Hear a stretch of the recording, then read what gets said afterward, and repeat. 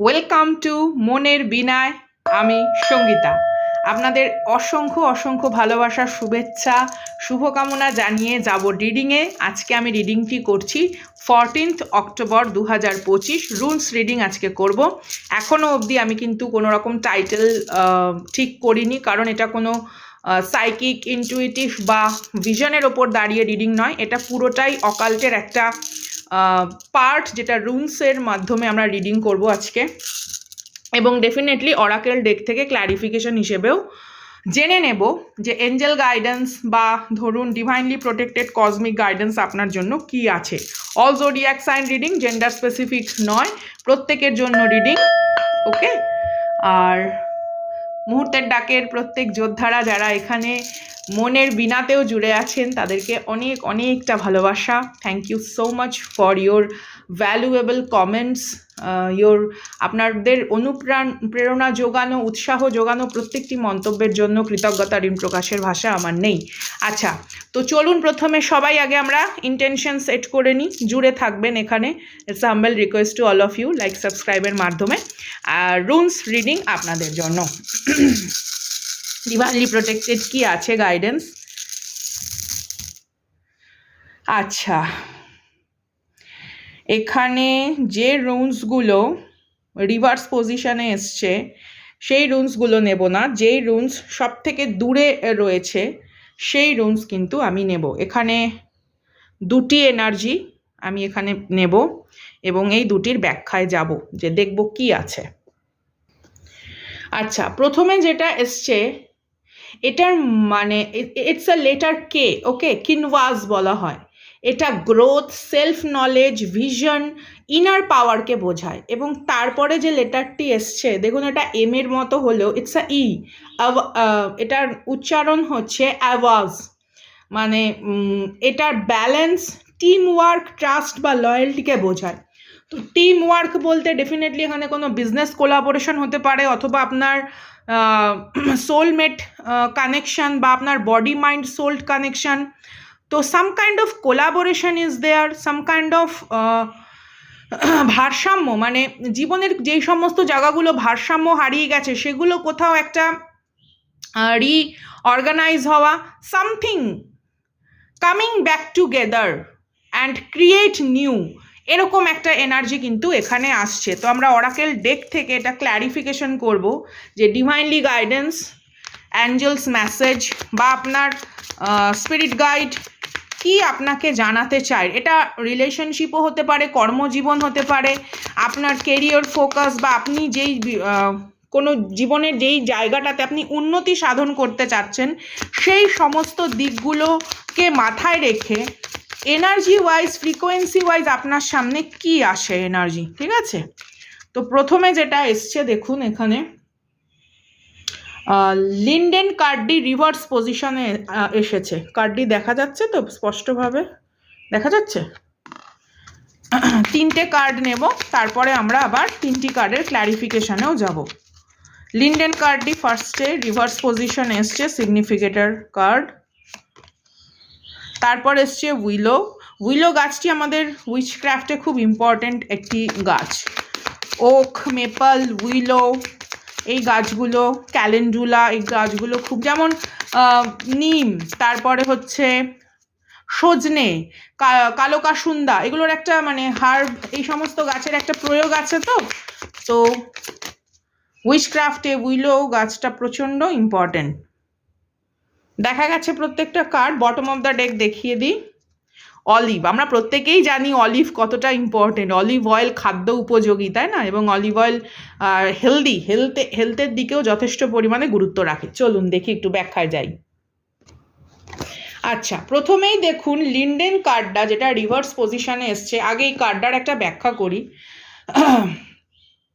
এই কার্ডটি যেটাকে প্রকাশ করে সেটা হচ্ছে মাদার গডেস। ইভেন এটা গ্রিক মাইথোলজি এবং নর্স গড, ওখানকার মাইথোলজিক্যাল কিছু লেজেন্ড অনুসারে এই কার্ডটি হচ্ছে the mistress of the earth বলা হয়। এবং এই গাছের ফুল থেকে একটা চা তৈরি হয়, মানে ওটাকে গরম জলে আর কি ভিজিয়ে। এটা ডাইজেস্টিভ প্রবলেম এবং নার্ভ সিস্টেমকে কাম ডাউন করে। তো কার্ডটি রিভার্স আসার মানে মানে আবেগজনিত কোনো উদ্বিগ্নতা আপনাকে তাড়া করে বেড়াচ্ছে, এরকম একটা এনার্জি রয়েছে। যেমন দেখবেন মৌমাছি বিভিন্ন জায়গায় ঘুরে বেড়ায় যখন মধু আহরণের জন্য, এবার এমন কোনো একটা জায়গায় গন্ধ পেলো, সেটা হয়তো রিয়েল ফ্লাওয়ার নয়, কিন্তু সে ওই গন্ধ একটা উন্মাদ ভাব তার মধ্যে রয়েছে। তো সাম কাইন্ড অফ কোনো কিছু একটা চেজিং মোড, সেই জিনিসটা না আমাদেরকে ডিস্ট্র্যাক্ট করে। আমরা ন্যাচারাল বিউটি বা ন্যাচারাল যে অ্যাটমসফিয়ার, যে পিসফুল সিচুয়েশনের মধ্যে কোনো কিছু সমস্যার সমাধান বা রেজলিউশন পাই, সেটা অনেক ক্ষেত্রে না বিভ্রান্ত হয়ে যায়। তো এখানে যারা রিডিংটি দেখছেন, ইউ নিড টু মানে একটা অস্বস্তিমূলক জীবনের অধ্যায় সমাপ্ত করার জন্য আপনাকে একটু শান্ত মনে পুরো বিষয়বস্তুটাকে ভেবে দেখতে হবে, what ever happen in your life. অনেকে ইমোশনালি দিক থেকেও দেখতে পারেন, বা কোনো কিছু অ্যাচিভ করার যে আমরা চেষ্টা করি, সেক্ষেত্রেও না একটা ডিভাইন টাইমিংয়ের পেশেন্স অনেক সময় আমরা রাখতে পারি না। তো সেই বলে না যে দ্য হেক্টিক ডে বা সাম কাইন্ড অফ কোনো ড্রাস্টিক স্টেপ আমরা নিয়ে নিই, যেটা কি হয় পরবর্তীকালে সমস্যার কারণ হয়ে দাঁড়ায়। তো কাম অ্যান্ড কোয়াইট থেকে সমস্যার সমাধানের দিকে আপনাকে এগোতে অনুরোধ করছে আপনার ডিভাইন স্পিরিট গাইড, আপনার হায়ার সেলফ বলুন, বা ইয়োর অ্যানসেস্টার রিলেম থেকে কেউ। উইলো ট্রি আমাদেরকে এটা বলে, আমরা যেরকম সম্মান, ভালোবাসা, আমাদের আন্তরিক যত্নশীলতা বোধে অন্য মানুষের জন্য নিবেদিত থাকি, this kind of energy should be maintain with your self also. নিজের প্রতিও কিন্তু সেই সম্মান, যত্নবোধ, আবেগতাড়িত হয়ে প্রেমপূর্ণতা বজায় রাখাটা দরকার। দেখুন, এটা অনেকটা সেলফ লাভের কার্ড, এবং কোথাও না একটু কাম কোয়াইট মেডিটেশন ইজ নিডেড। এখানে যারা আমার এনার্জিতে কানেক্ট হয়েছেন, বা যাদের কাছেই বার্তাটি পৌঁছেছে, দিব্য বার্তাটি, আপনাদের উচিত একটুখানি নিজের আন্তরিক অভিজ্ঞতা বোধে সেই যে চিন্তা বা মনন, তাকে ম্যাগনিফাইং গ্লাস হিসেবে ব্যবহার করে এই মুহূর্তে আপনার জীবনের যে কোন সমস্যা আপনাকে তাড়া করে বেড়াচ্ছে, বা সমস্যাকে আপনি জড়িয়ে আছেন কি না, তার একটা আণুবীক্ষণিক বিশ্লেষণ প্রয়োজন। আশা করি আমি আমার কথা স্পষ্ট আপনাদেরকে বোঝাতে পারছি, ঠিক আছে? দেখুন, এখানে একটা রামধনুর কালার উঠেছে। রামধনুর এটা যদি রিভার্স পজিশনে যায়, তার মানে কি একটা মেঘাচ্ছন্ন পরিবেশ। রামধনু কখন হচ্ছে? বৃষ্টি যখন হচ্ছে, বা একটা সূর্য উঠছে, তারপর ওই যে জলকণাগুলি যখন মানে আলোক রশ্মিকে রিফ্লেক্ট করছে, তো আপনি আপনার ভেতরের অরা, আপনার পবিত্র অরাকে রিফ্লেক্ট করতে পারছেন না। এটা না খুব একটা স্যাচুরেটেড হয়ে গেছে, এটা একটা মানে স্ট্যাগনেন্ট পজিশনে চলে গেছে। You have to release some kind of anxiety or tension, যেটা আপনার হাতের বাইরে। ওকে, অলিক কিছুর ভাবনার ভেতরে অতিরিক্ত চিন্তা করে নিজেকে একটা ব্যস্ত রেখে আপনি কোনো সমস্যার সমাধান করতে পারবেন না, সেটা যাই হোক না কেন। ইভেন ধরুন অনেকে নো কন্ট্যাক্ট সিচুয়েশানে আছেন, কি করছে, কেন করছে, কি হলো, তাহলে কি এটা হবে না? Calm down. First, you have to sit down with yourself, prioritize yourself, respect yourself. নিজের উপস্থিতির প্রতি কিন্তু সম্মান বোধ বজায় রাখতে হবে। বিকজ এখানে দেখুন, একটা প্রথমে রুমসের মধ্যেই এসছে কাম টুগেদারনেস। ওকে, তো যে মানুষ সাহায্যের হাত বাড়িয়ে দিচ্ছে না, যে মানুষ সহযোগিতামূলক ভাবনা চিন্তা নিয়ে আপনার সামনে আসছে না, পারফেক্টভাবে কেবলমাত্র আপনার দ্বারা সে উপকৃত হচ্ছে, সেখানে সম্পূর্ণরূপে নিজেকে উজাড় করে দেওয়ার যে একটা প্রচেষ্টা, সেটা কতদূর আপনার জন্য সাপোর্টিভ বা আপনার জন্য খুব ফলপ্রসূ, এটা একটু আপনাকে আন্তরিক পর্যবেক্ষণের মাধ্যমে অনুধাবন করতে হবে। ইটস নট মাই পার্সোনাল চিন্তাধারা। আমি একটা open vessel, I am only the messenger. This is your spirit guide, your spirit team, your spiritual supportive team, your ancestor team আপনাকে বলতে চাই। যাব পরবর্তী কার্ডে।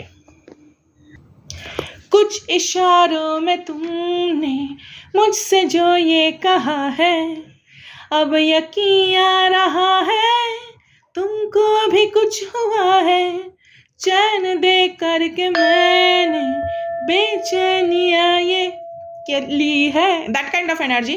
So someone give you some kind of mixed and confusion hint. একটা জিনিস মাথায় রাখবেন, কোনো কোনো সম্পর্ক যখন ট্রান্সপারেন্সি মেনটেন করে না, যখন তার অথেন্টিক ফ্রিকোয়েন্সি মেনটেন করে না, সে তখন আপনার জন্য কোনো দিনই সহায়কারী একটা শক্তি নয়। তো এখানে এমন অনেক রিলেশনশিপ আছে বা কোনো রকম promising some kind of work এরিয়াতেও হতে পারে, বা আপনার বন্ধুবর্গ বা আপনার রিলেটিভ বা ইওর ওন ফ্যামিলি মেম্বার যে কোনো একটা জটিল পরিস্থিতি থেকে বেরিয়ে আসার জন্য আপনাকে তারা কোনো হিন্ট দিচ্ছে যে you should try that, you should try this also, but they are not a proper support system, they are not really want to guide you.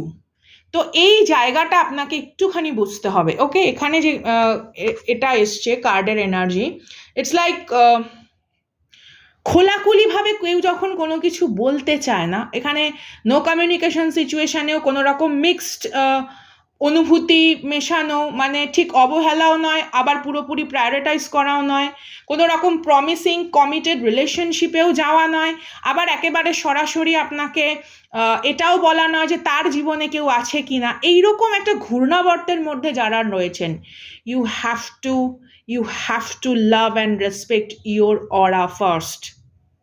আপনার প্রথম প্রায়োরিটি হচ্ছে আপনার নিজস্ব আত্মিক পরিচয়ে, অর্থাৎ আপনার কসমিক আইডেন্টিটি, যেটা আপনার celestial identity, who you are, সেই বিষয়বস্তুটার সম্পর্কে ভীষণ একটা স্বচ্ছ ধারণা থাকা আপনার জরুরি।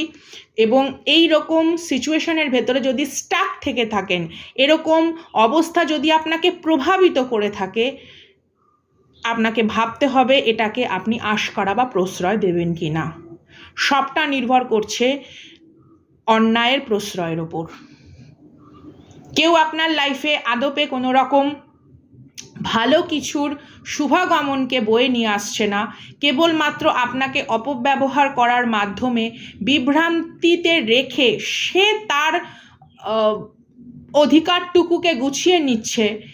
এবার কিন্তু একটু আপনার ভাবা উচিত, হ্যাঁ, এবার কিন্তু একটু আপনাকে চিন্তা করা উচিত। আচ্ছা, তারপরে যেটা এসছে দেখুন, this card is such a beautiful মানে এলিমেন্ট এনার্জি এখানে রয়েছে। এখানে দেখুন একটি ছোট্ট আউল বসে রয়েছে। তো প্যাঁচা কিন্তু নকটার্নাল, প্যাঁচা কিন্তু অন্ধকারের মধ্যে ইকোলোকেট করে সমস্ত কিছু দেখতে পারে, বুঝতে পারে যে দূরত্ব কোথায়। তো কোনো ইনস্টিংক্ট, আপনার ইনটুইশন বা ইনস্টিংক্ট কি বলছে, সেই জিনিসটার প্রতি আপনার একটা ধ্যান ধারণা ভীষণভাবে থাকা দরকার এবং অর্গানাইজ করা দরকার। Maybe your room or your life. দেখুন এখানে প্যাঁচাটি একটি মানে ফুলদানি মতনও এনেছে, এখানে একটি ফুল লাগিয়েছে, এখানে ওর খাদ্য, এখানে শামুক নিয়ে এসেছে, আবার এখানে দেখুন একটা পালকও রয়েছে, এঞ্জেলসের একটা এনার্জি, প্লাস এখানে অলিভ কিন্তু একটা প্রসপারিটি বা একটা প্রসেসিং, কোনো কিছু একটা হচ্ছে সেই বিষয়বস্তুকেও কিন্তু বোঝাচ্ছে। অর্থাৎ ইউনিভার্সের কাছে আমরা যেটা প্রার্থনা করি, আমরা যেটা ম্যানিফেস্টেশন করি, আমরা যেটা ভীষণভাবে নিজের প্রাণ দিয়ে মন দিয়ে কোনো কিছুর আকাঙ্ক্ষা করি, যেটা আমাদের পক্ষে ভালো, যেটা আমাদের পক্ষে শুভ ফলপ্রদ, সেরকম কিন্তু বিহাইন্ড দ্য সিন আপনার লাইফে হচ্ছে।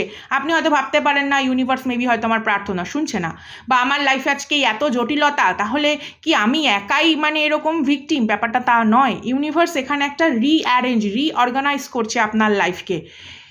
আপনার ধৈর্য দরকার, অভিজ্ঞতাগুলিকে সম্মান করে, ব্যথা এবং কষ্টগুলিকে যত্নের সহিত লালিত করে, তার মাধ্যমে ব্যথার মাপকাঠিতে আপনাকে জীবন কি শেখালো ওই মানুষটি সম্পর্কে, ওই ব্যক্তি সম্পর্কে, ওই কর্ম সম্পর্কে, তার সত্যতাকে যাচাই করে গ্রহণ করে এগিয়ে যাওয়া কর্তব্য। কারণ আপনার আসন, আপনার ভবিষ্যৎকে সুন্দরভাবে কিন্তু তৈরি করা হচ্ছে অনন্য রূপে। ইটস ইয়োর ডিসিশন কে আপনি এই অগ্রগতিপূর্ণ সৌন্দর্যকে আহ্বান জানাবেন, নাকি বিভ্রান্তিপূর্ণ অন্ধকারে হাঁপিয়ে বারবার ক্লান্ত হয়ে শুধু প্রার্থনার মাধ্যমে অশ্রু বিসর্জন করবেন। It's your decision. যেটা আমি মুহূর্তের ডাকেও সবসময় বলি যে আপনি দৃষ্টান্ত হতে চান না বিভ্রান্ত। Okay, respect you guys with dignity. মনের বীণায় আমি সঙ্গীতা। দেখা হচ্ছে আগামী দিন অন্য ভিডিওতে। টাটা।